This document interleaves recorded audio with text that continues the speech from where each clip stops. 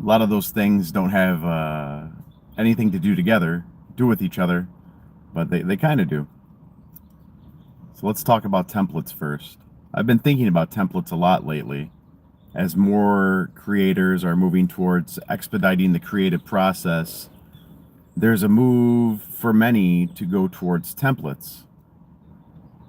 And they get these templates, I guess, from creative directors, I guess you could call it. Sorry, I got a text message here. So I got about 10 minutes to talk about this. They get them from creative directors, templates based on best practices, not breast practices, best practices. So these templates are often based on what gurus have to say. But I was kind of thinking about something.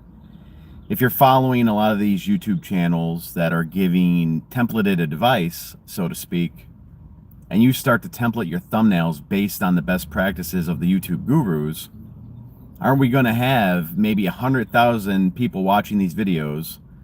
Of that, maybe 25% take action. So you got 25,000 people then replicating the same type of thumbnails based on these templates. So you're going to get a lot of sameness.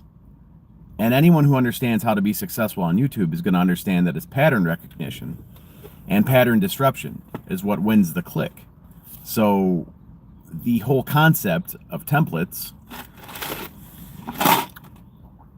actually champions creating a pattern. And that's great if you have an established brand already. You've already established yourself as a brand, I guess. I like to take chances with thumbnails. And what I mean by that is I like to be a little bit more variable with the design elements. If you listen to somebody like a Patty Galloway, for example, who I respect, Patty knows his shit for sure. He always says you should have a wild card in your thumbnails. And that's something I've never actually explored until I heard Patty say it when I took his cohort. And it's actually good advice because that's how you ideate and then experiment with completely different design concepts, right? Things that are out of the box for your channel that you haven't actually tried before. Now, if you're doing templated designs, I mean, if you template your design based on something that's worked for your channel, nah, there's nothing wrong with that.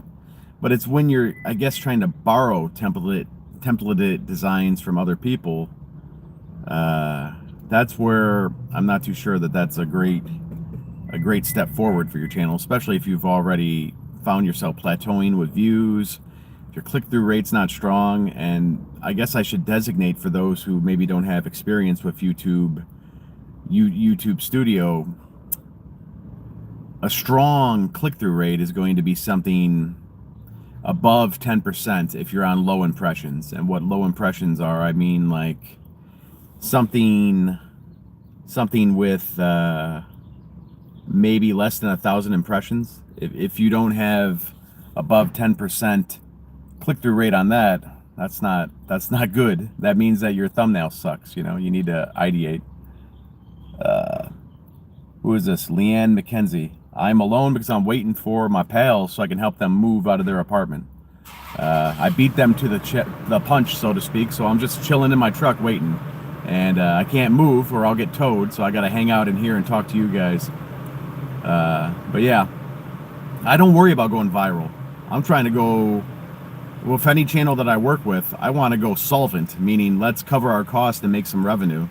Going viral doesn't mean you're going to make revenue. You understand? A lot of the people that go viral on YouTube, they have no way to actually get what's called acquisition, meaning they cannot acquire the traffic. They have nowhere to put that traffic and make money with it, okay? Think of the Charlie Bit My Finger kid, right? Or the I Love Chipotle kid, or even the Haktua girl. Haktua girl was smart. Now, she wasn't ethical, but she was smart. She at least monetized it.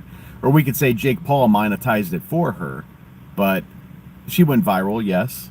But there's no way to convert that into money instantaneously.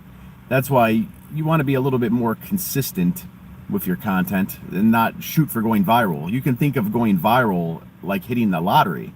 And that's why most people that hit the lottery end up broke within, say, 2 to 5 years after they win the lottery, because they have no way to facilitate that influx of income.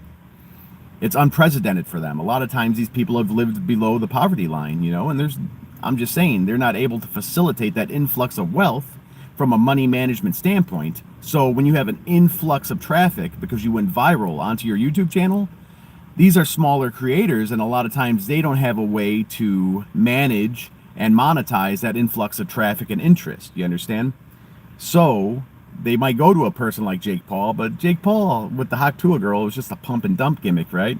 Like, he wasn't thinking about her long-term viability. He was trying to jump on her back, figuratively, not physically, and just kind of do a rug pull, right? Yeah, well, people waste their money because they don't know how to manage that amount of money. Just like viral creators waste their traffic in a lot of times because they don't know how to manage that level of traffic, meaning they don't have something that they can monetize and sell to somebody right away. You understand? A shout out to Jessica Lindsay, yeah, for sure. Shout out. So when you don't have the infrastructure to bring in traffic, the viral traffic, and convert it, there's really no upside to it, in my opinion. So I've been watching a guy out there. He's one of these internet marketers, and he's saying that he could teach people to hypnotize their audience and get them to buy things without showing proof. Now, I don't know about you. Maybe you can tell me in the chat here, because I am looking at the chat responses. Do you think it's ethical to hypnotize somebody and get them to buy something from you without proving that you could actually deliver on the product or service that you're advertising? So for example, let's say you're a financial coach and your whole gimmick is that you can get people to erase their credit card debt in 3 to 5 years if you follow my program. But then you have nothing tangible like a testimonial or even an actual framework that you can show to somebody that validates your offer, validates your advertising. You're going to instead hypnotize them into doing it. Do you think it's ethical to hypnotize people and get them to buy things from you without showing any proof that you can deliver on the thing they're actually buying? Think about it like this. It's like we're selling these Pit Viper sunglasses here, right? Well, you don't show the sunglasses in your ad. You talk about how awesome the sunglasses are. You talk about how great they are. You never show them, but you use NLP, probably would be neuro-linguistic programming, to trick people into buying things that there's no proof of tangibility. Do you think that's ethical? I'm just curious, because I'm seeing a lot of advertising from a prominent internet guru basically promising that he can get people to buy your product by hypnotizing them, and you don't have to show any proof that you can deliver on your product or service. Now, he advocates for ethical use of this, but I just think that that whole premise of getting people to buy something via hypnosis without actually showing any proof, I think that that's unethical just in its whole definition. But maybe people don't care. I don't know. We're going into a version of society right now where facts don't actually matter to a lot of people. Emotions, we're vibe shifting. People want to be emotional about it, right? People want to be in their emotions. So 1 + 1 = 3 is okay with me as long as it makes me feel good. I'm a marketer, and I just don't think it's ethical to advertise a product that you can't necessarily substantiate with proof. So that leads me into talking about YouTube courses now. And I only have a little bit of time left here. That's not fake urgency. I literally just need to go and move some furniture with my pals. Anyway, YouTube courses. Now there's something that might be hypnosis, right? You get a creator that's been successful, maybe only in one lane, maybe in a couple lanes. When were they successful? When did they get their gold play button? When did they get their silver play button?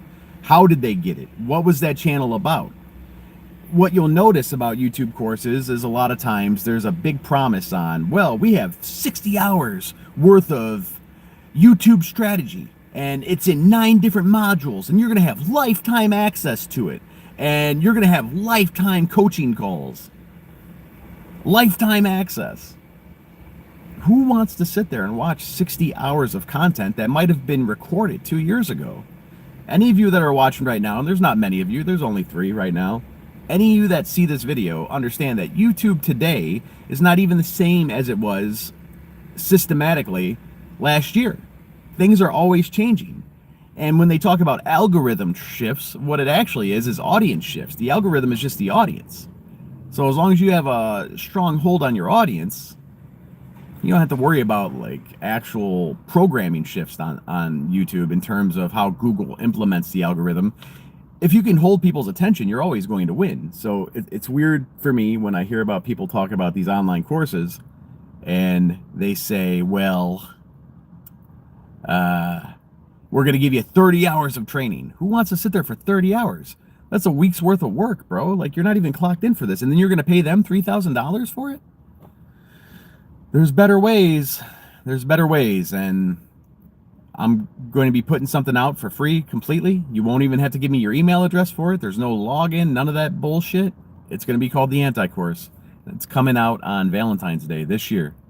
I think I got to get ready to go move this furniture now. I appreciate the people that popped in the chat. I appreciate the people watching this on replay. Enjoy your weekend, pal, and keep an eye out for the Anti-Course. And don't let yourself get hypnotized into buying shit that has no proof. Enjoy your Saturday.